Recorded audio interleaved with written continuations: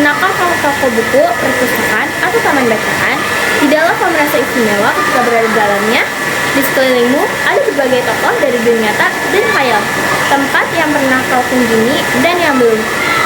Informasi dan cerita dari masa lalu, masa kini, dan masa depan. Semua berpadu, semua berada dalam genggamannya. Saat berada di antara buku, tidaklah kau merasa menjadi raja dan ratu. Ruang dan waktu seolah menyatu tanpa batas. Kau bisa terbang melintasi sekat negara dan melewati berbagai zaman.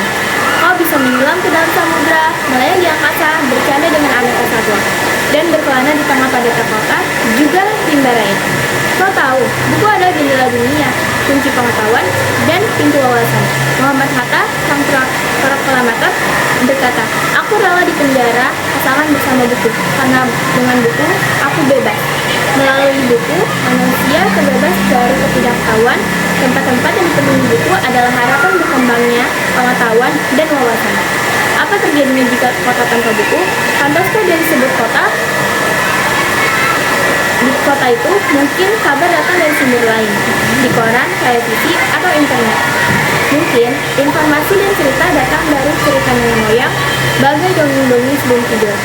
Irama warganya pun tiada beda, bangun pagi, bertebaran di muka bumi untuk berbagai keperluan, untuk kembali pulang siang atau sore hari.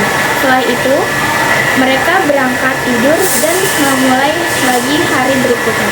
Semua serupa. Di kota itu, mungkin ada bangunan bernama perpustakaan. Di dalamnya, buku-buku berderet dalam rak yang tak terjamah. Tiada tangan meraih dan membuka halaman demi halaman dengan sukacita. Mungkin juga ada tumpukan buku di sudut-sudut sekolah yang sepi dan berdebu, jarang dikunjungi dan jarang dibaca.